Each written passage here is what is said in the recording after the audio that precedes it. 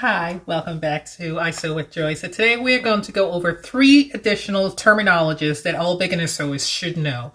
Today we're going to talk about box corners, notches, and back stitching. Now, those may not make sense to you, but I promise you when I'm done with this video, you're going to know exactly what they are and what they are used for. So come along and let's get started.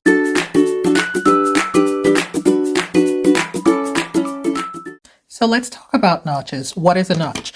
A notch is basically a marking on a piece of fabric that allows you to align 2 pieces together or 2 areas together. So what you might see in some cases when people sew is they might do something similar to this by cutting a corner. And the goal of this is that when you put both corners together, you're able to align it. And that just ensures that you're putting 2 sides together, that you're able to align properly. So that is basically it. It's a notch. And sometimes when you look at patterns, you might see something similar as well. That is what it indicates, that this notch should, match up to another area. So you know that you're actually doing this correctly. Next, let's talk about back stitching. Now, if you have one of the newer computerized sewing machine, and when I say newer, I mean something primarily in the 90s, 2000s on, you probably have this button on your sewing machine. It looks like a reverse button, and it is sometimes referred to as a reverse button. A back stitch is basically a way you secure your seams to ensure that it doesn't come apart. While most modern machines are okay with just a single stitch, a back stitch is just an additional reinforcement that ensures that your stitch stays in place. So typically what you do is you start sewing your fabric.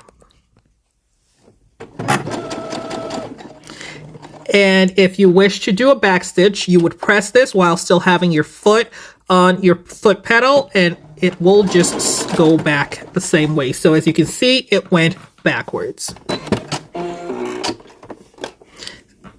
In essence, it goes over the same stitch again and ensures that you have a more secure stitch. I'd also like to state that while back stitches are nice, they are not must-haves. They're nice to haves.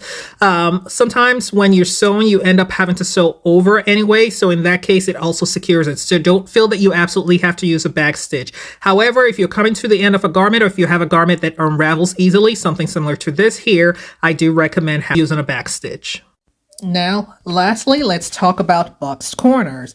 And it is exactly like the name says. You're just creating a square piece on the corner of your fabric, and you're going to cut it out. So in a situation like this, I could, measure. In this case, I have a ruler that is exactly an inch. So this is an inch boxed corner, and I'm just going to mark it up on my piece of fabric. And that's exactly an inch. So when it tells you to do an inch boxed corner, that's all you do. You can get these rulers, or you can use a regular ruler just to measure. I find that these are easier. So if you don't have these, you can absolutely use a regular ruler. Now, the reason you do this is because when you're making a purse, for example, and this is, you can just cut it here, or you can use your rotary cutter. The reason you primarily do this, especially when making bags, is that you want to create a flat surface. What this does is by boxing your corner, you can sew it down like so. And when eventually you're done, it creates a flat surface for your bag to sit on. So I hope you found this helpful. If you're not already doing so, please be sure to subscribe so you can get notified as I post. Have a wonderful day.